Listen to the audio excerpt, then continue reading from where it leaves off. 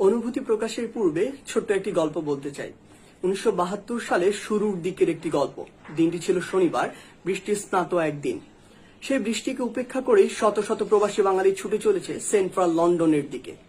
সবার উদ্দেশ্য হোটেল ক্ল্যারেজ, কারণ সেদিন রয়টার্সের শিরোনামে এসেছে শেখ মুজিব লন্ডনে।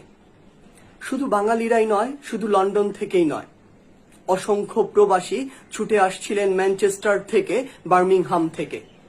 সেই সকালবেলা ছুটে এসেছিলেন তৎকালীন ব্রিটিশ প্রধান বিরোধী দলীয় নেতা হ্যারল্ড উইলসন। তিনি বঙ্গবন্ধুকে প্রথম মিস্টার প্রেসিডেন্ট বলে সম্বোধন করেছিলেন। শুধু তাই নয়, সেদিন রাষ্ট্রীয় সফর সংক্ষিপ্ত করে লন্ডনে ছুটে এসেছিলেন তৎকালীন ব্রিটিশ প্রধানমন্ত্রী এডওয়ার্ড হিথ। বিকেল 5টায় 10 নম্বর ডাউনিং স্ট্রিটে বঙ্গবন্ধুকে সম্মান জানাতে বঙ্গবন্ধুর সাথে বৈঠকে বসেছিলেন। বৈঠক শেষে যখন বঙ্গবন্ধু তার গাড়িতে উঠবেন, তখন ব্রিটিশ প্রধানমন্ত্রী নিজে সেই গাড়ির দরজা খুলে দাঁড়িয়েছিলেন। যতক্ষণ না বঙ্গবন্ধু গাড়িতে উঠছিলেন ততক্ষণ পর্যন্ত। এই ঘটনার পর পুরো পৃথিবীতে শোরগোল পড়ে গিয়েছিল। পুরো পৃথিবীর মিডিয়া এক হয়ে যখন এডওয়ার্ড হিথকে জিজ্ঞাসা করেছিলেন তিনি সকল প্রথা রীতিনীতি ভেঙে এ কাজ কেন করলেন, তিনি উত্তরে বলেছিলেন, আমি জানি আমি কাকে সম্মান জানিয়েছি, আমি জানি কাকে কতটুকু সম্মান জানাতে হয়। তিনি কোনো সাধারণ মানুষ নন, তিনি একটি জাতিকে মুক্তিদাতা, এক মহান বীর। তাকে সম্মান জানাতে পেরে বরং আমরাই সম্মানিত।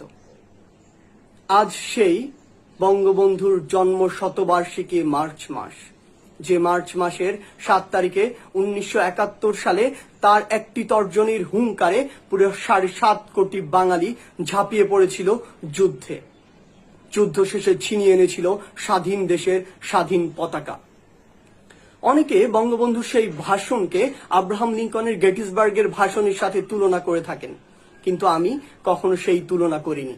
কারণ যে ভাষণ স্বাধীনতার 50 বছর পরেও যে ভাষণের প্রতিটি শব্দ আমাকে শিহরিত করে তোলে, সে ভাষণ পৃথিবীর অন্য কোনো ভাষণের সাথে তুলনাযোগ্য হতে পারে না। তাই তো আহমদ ছফা যথার্থই বলেছিলেন। তিনি বলেছিলেন, বাঙালি জাতির শ্রেষ্ঠ কাব্য বলাকা সোনার তরী কিংবা গীতাঞ্জলি নয়, বাঙালি জাতির শ্রেষ্ঠ কাব্য আর দাবায় রাখতে পারবা না। যে মানুষটি জীবন ও যৌবনের 14 বছর জেলে কাটিয়ে দিয়েছেন শুধুমাত্র এই বাঙালি জাতির মুক্তির জন্য, সেই মানুষটির বুকে শরীরে 18টি গুলি করে ঝাঁঝরা করে তার প্রতিদান আমরা দিয়েছি।